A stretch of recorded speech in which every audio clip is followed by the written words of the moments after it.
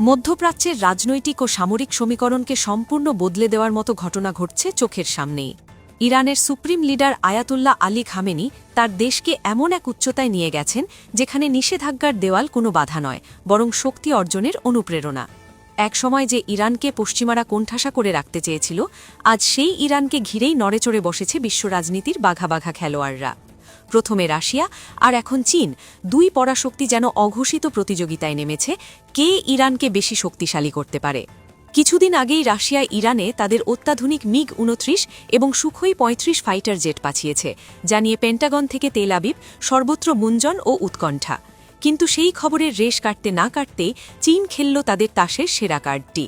Beijing বিশ্বকে স্তম্ভিত করে দিয়ে সামনে আনল তাদের সর্বাধুনিক 6th জেনারেশন বা ষষ্ঠ প্রজন্মের স্টেলথ ফাইটার জেট, যার নাম দেওয়া হয়েছে হোয়াইট এম্পারার বি বা শ্বেত সম্রাট বি।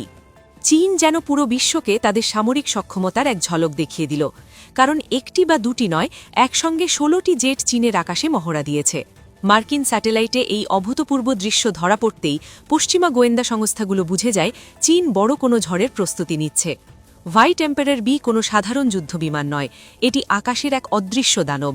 এতে ব্যবহার করা হয়েছে সনিক স্টেলথ প্রযুক্তি, যার মাধ্যমে আমেরিকার তৈরি বিশ্বের সবচেয়ে উন্নত ও সংবেদনশীল রাডারও এদের খুঁজে বের করতে পারবে না। এর গতি শব্দের চেয়েও 2.5 গুণ বেশি, ঘণ্টায় প্রায় 2300 কিলোমিটার। আমেরিকার F-35 বা F-22 র্যাপ্টারের মতো পঞ্চম প্রজন্মের বিমানগুলো এর গতির কাছে নিতান্তই মন্থর। তবে এর আসল শক্তি গতি নয়, বরং অদৃশ্য থাকার ক্ষমতা। এটি নিজের চারপাশে বাতাসের এমন একটি স্তর তৈরি করে যা রাডার সিগন্যালকে পুরোপুরি শুষে নেয়, ফলে রাডারের পর্দায় এটি দেখায় যেন সেখানে কিছুই নেই, একদম শূন্য। এছাড়া এটি আকাশ থেকে ড্রোন নিয়ন্ত্রণ করতে পারে এবং কৃত্রিম বুদ্ধিমত্তা বা AI ব্যবহার করে নিজেই টার্গেট লক ও ধ্বংস করতে পারে। গোয়েন্দা সূত্র বলছে এই 16টি জেট চীনের আকাশে মহড়া দিলেও এদের আসল গন্তব্য হতে পারে তেহরান।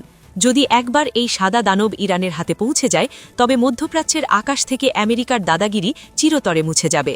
ইসরায়েলের F-35 তখন মাছি মারার মতোই ভূপাতিত হবে। তেল আবিবে এখন শোকের ছায়া, কারণ তারা জানে রাশিয়ার প্রাথমিক পাঠের পর চীন যদি ইরানকে এই চূড়ান্ত সক্ষমতা দেয়, তবে ইসরায়েলের আয়রন ডোম বা ডেভিড স্লিং কোনো কাজেই আসবে না। বিশ্লেষকরা বলছেন চীন হয়তো প্রকাশ্যে বলছে এটি তাদের নিয়মিত মহড়া, কিন্তু 16টি 6th জেনারেশন বিমান ওড়ানো একটি স্পষ্ট শো অফ ফোর্স। চীন বিশ্বকে বার্তা দিচ্ছে আমরা প্রস্তুত এবং আমাদের বন্ধুরাও প্রস্তুত। হোয়াইট হাউসের ধারণা চীন গোপনে ইরানের সঙ্গে বড় কোনো সামরিক চুক্তির পথে হাঁটছে। সাম্প্রতিক বছরগুলোতে চীন, ইরান ও রাশিয়া একসঙ্গে একাধিক নৌ মহড়া করেছে, অস্ত্র বিনিময় করেছে। এখন হোয়াইট এম্পারার বি হয়তো সেই সহযোগিতার চূড়ান্ত ধাপ। আমেরিকা যেখানে অস্ত্র বিক্রি করে ব্যবসা করে, চীন সেখানে প্রযুক্তি দিয়ে বন্ধুত্ব করে। এই 16টি জেট যদি ইরানে যায়, তবে আমেরিকা চাইলেও আর ইরানের ওপর হামলা চালাতে পারবে না। চীনের এই পদক্ষেপ প্রমাণ করে তারা সামরিক প্রযুক্তিতে আমেরিকাকে ধরে ফেলেছে, কোনো কোনো ক্ষেত্রে ছাড়িয়েও গেছে। আমেরিকা এখনও তাদের নেক্সট জেনারেশন এয়ার ডমিনেন্স প্রোগ্রামের কাজ শেষ করতে পারেনি, সেখানে চীন পুরো এক স্কোয়াড্রন 6th জেনারেশন জেট আকাশে ওড়াচ্ছে। ইরানের আকাশে তখন উড়বে চীনের ড্র্যাগন, আর নিচে থাকবে রাশিয়ার ভাল্লুক। এই দুইয়ের মাঝখানে আমেরিকার ঈগলের আর কোনো জায়গা থাকবে না। চীন তাদের তাসের সেরা কার্ডটি খেলে দিয়েছে।